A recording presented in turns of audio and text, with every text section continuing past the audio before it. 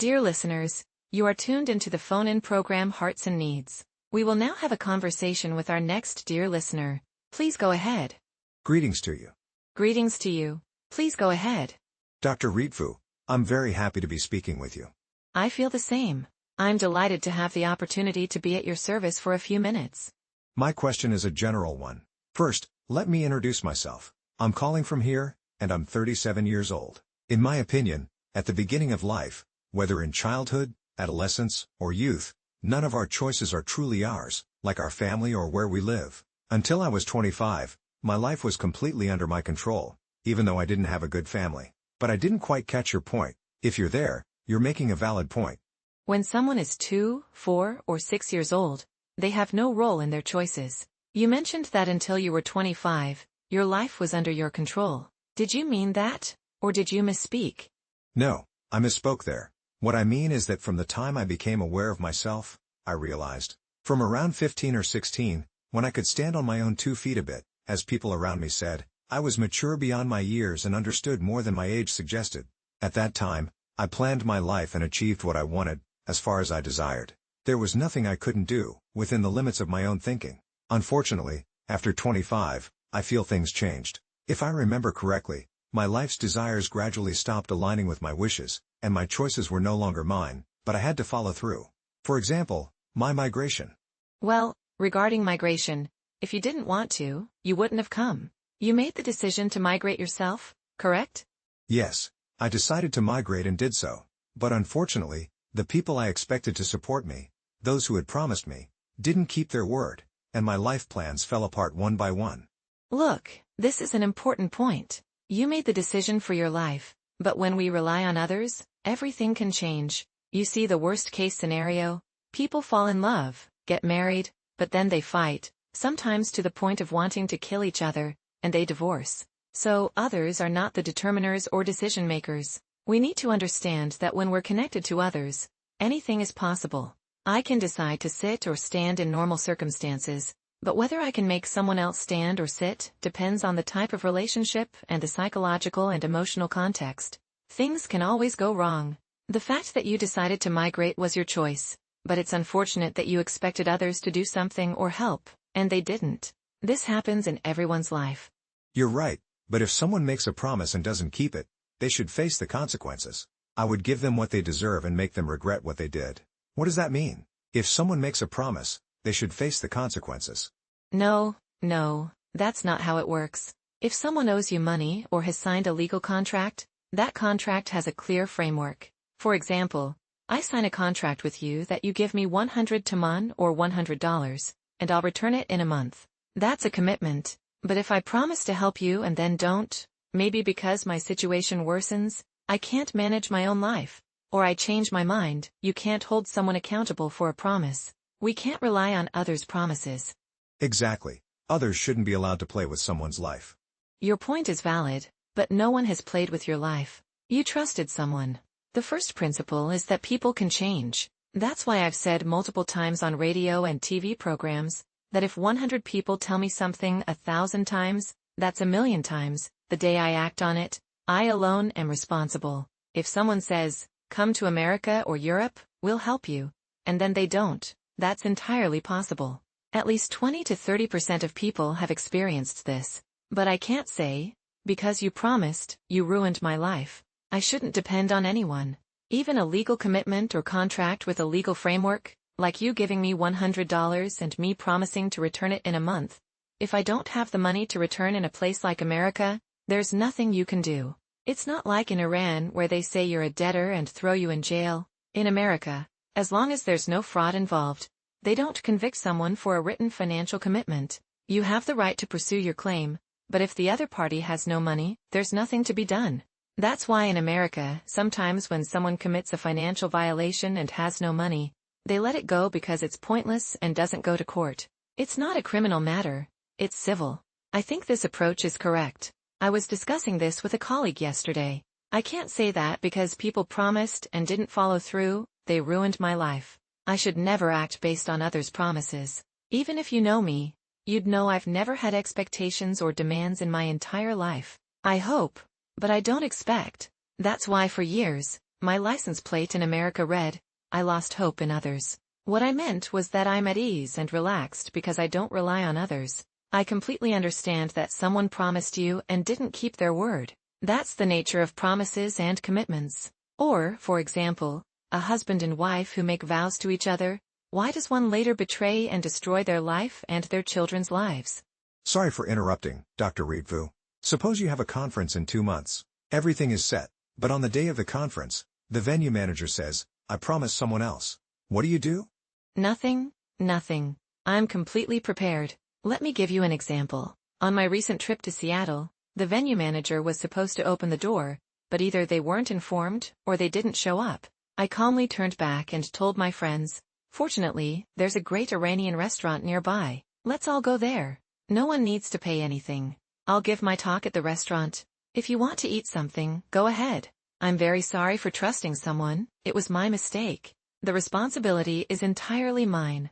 I apologize." Fortunately, a few minutes later, they showed up because they had been somewhat informed, but we hadn't been in touch. We can't base our life decisions on others' promises. If we do, we're at risk and taking a gamble. It's like giving your money to someone. They might go bankrupt, disappear, or die. It's not like everything someone says or does should go unpunished. We don't live in such a world. No, dear. You're making the world black and white. Dear, let me clarify. You don't have to accept something just because I said it. Why should you?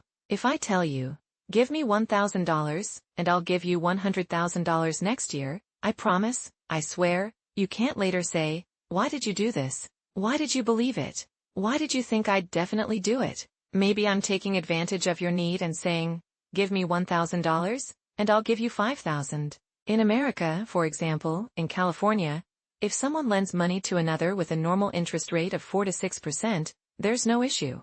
But if I lend you money with 20 to 30% interest and you don't pay, the court will say I exploited your weakness. That's a crime. They might take 3 times what I was supposed to get and even imprison me because I exploited a vulnerable person's need. In Iran, it's different. They say, "Your eyes were blind, you shouldn't have signed the contract." That's a punishment-based perspective. But in America, it's based on responsibility. Whatever promise or agreement you make with me, when I choose to act, I accept the risk. Yes, it's ugly. You're unfaithful. You broke your promise.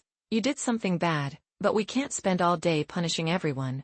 In America, only 1 out of every 42 crimes goes to court. If the judicial system tried to prosecute everyone, it would collapse. Out of 1,000 cars speeding, they fine 1. If they fined everyone, the system would shut down. So, you're saying from tomorrow, I can promise anything to anyone. Exactly. I can, God forbid. To me, this reflects your psychological and personality traits. You might keep your promise, or you might not. But when you promise me something, I won't hold it against you later. What you did was ugly and wrong, but it's not a crime. In no legal country is making a promise a crime. This is a matter of humanity. Humanity is absolutely correct. This is a mental discussion, not a legal one.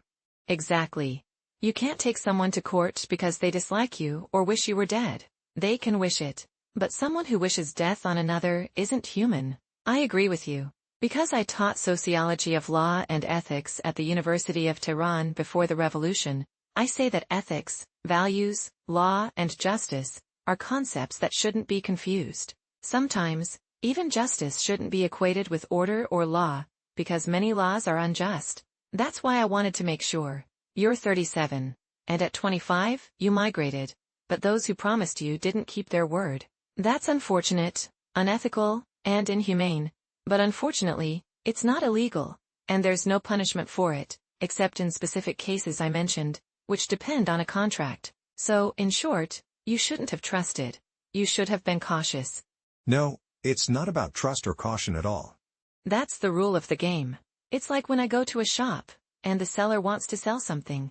I know their goal is to sell. They exaggerate the positives, hide the flaws, and have answers for my objections because their job is sales. It's the same in human relationships. How many parents promise their kids they'll do something but don't want to or can't? Dr. Ritvoo, years ago, when I was 24 or 25, I read a book. I don't remember the author or title, but it was about how humans can change even the color of their eyes with the power of their mind. No, There's no such power in human thought. The power of thought and the brain is limited. Have you ever seen someone lift or move something with their mind? Maybe it influenced me unconsciously. For example, those ideas might be wrong, but when my tooth hurt, with intense pain from a decayed tooth, I focused on myself and, in a few minutes, by concentrating on the tooth's nerves, completely eliminated the pain. You can reduce pain because pain is a system that sends signals. A doctor can inject an anesthetic to numb you and operate with a knife. That's one thing, like closing your eyes to avoid seeing. You're saying that with suggestion, focus, and sometimes breathing, you reduced pain. That's absolutely correct because we know it and there's a scientific reason, but it's not related to the brain. The brain works within its governing laws. You can become so absorbed in something that you don't feel pain. I can hypnotize you, and you might feel pain but not perceive it. This isn't power. It's a law of nature. It's like sitting behind a truck carrying 30 tons and moving at 50 to 60 kilometers per hour. That's not our power. It's the truck system. Or right now, as we're talking, it's because of laws, not thought. In history, who has ever spoken from one city to another with thought? Stories about walking through fire are also tricks. They have nothing to do with the power of the mind. If you want, I'll explain. Temperature and heat transfer are different things. It's just a trick. Someone who walks through fire doesn't get burned. But I really believed in this technique. My beliefs are respectable. When I say I want to prove it scientifically, I mean I can change my mood from sadness to joy or vice versa with focus. I agree with you. But these are the physical laws of the brain that we know, not the power of thought. It's like running faster than someone else and winning. Maybe I'd better say that with mind control, I can control my body and give it commands. To some extent, yes. But the changes are limited. For example, my hair fell out due to stress. The doctor said it would take 3 months to grow back, but with thought and focus, the roots of my hair returned in 2 or 3 days. No, that's unlikely. Physical changes aren't that easy. Because I didn't have a good family or behavioral model, I lived my life this way. Now, for about 10 years, I've been working hard and trying, but I feel like I've lost control of myself. No, that's not true. It's like going to a shop and saying, I'll take the item and pay tomorrow. It works a couple of times, but if I don't pay or my check bounces, they won't accept me anymore. I know this might upset you. You've paid a price, but the realities haven't changed. Gradually, you realized your beliefs don't apply to everything. You say you reduced tooth pain. I agree. But fixing a decayed tooth is impossible. Or you say you sent more blood to your brain and stopped hair loss. I say it's possible with focus, but the effect is minimal because we know the laws. But not everyone can do this. No, many people can't drive or ride a bike. It's no different. Why do you want to give yourself some extraordinary credit? No, I don't want to. I mean, the brain can do it with practice. Yes, many people want to work in this area. My disagreement with you is that this power is limited and doesn't change the laws of physics. A plane takes off with a specific speed and angle. If it doesn't follow the principles, it crashes. In driving, they say don't go too fast. But in a plane, they say don't go too slow, because if the speed drops, it crashes. A plane needs a specific speed, like 100 to 150 kilometers per hour, or it can't stay in the air. When it lands, it comes down at 150 kilometers per hour. You're saying 300 years ago, a flying iron object was unthinkable. What does that have to do with it? No, you can't say that because we didn't know something. Anything we think is impossible today will happen someday.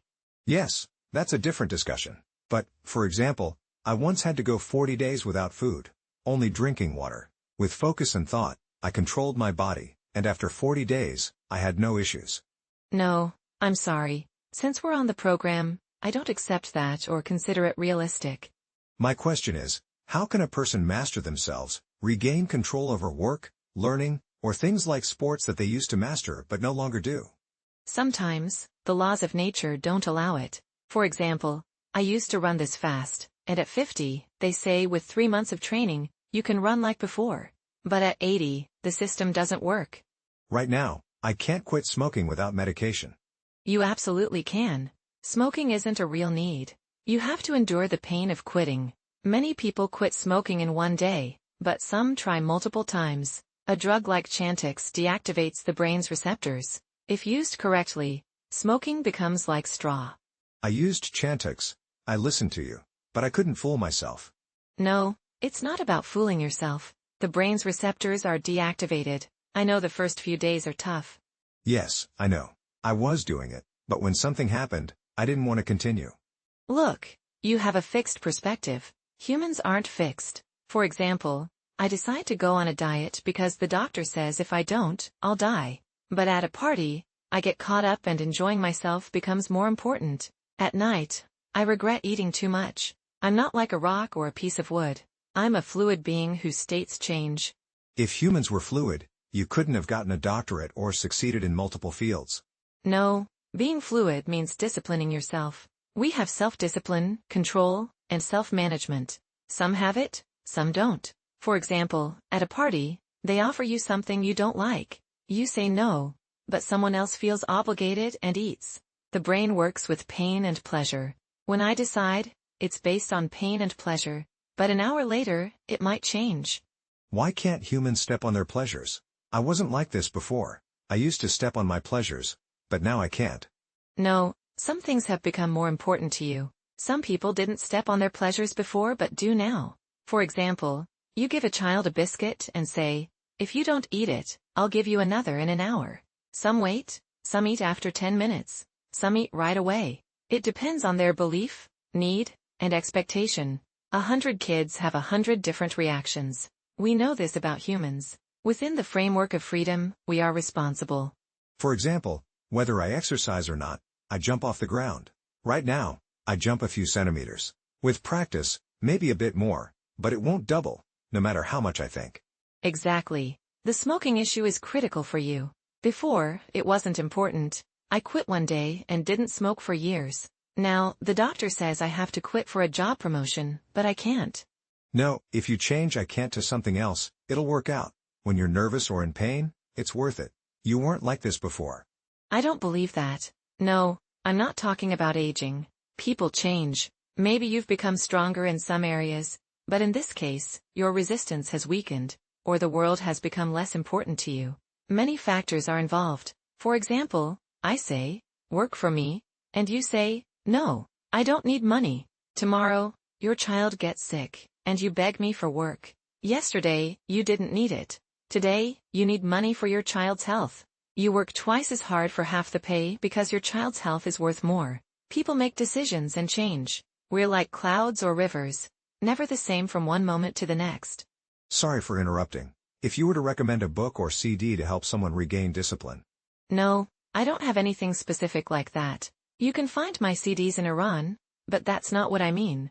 What you're looking for, I don't have specifically. You need to talk to someone knowledgeable like me, raise the issue, discuss it, and choose what's right or wrong. Well, I'll have to find such a person. There's no other way. Exactly. Don't ask how to trust. Act yourself. You're smarter now and will know in the first week if it's worth it. Thank you so much.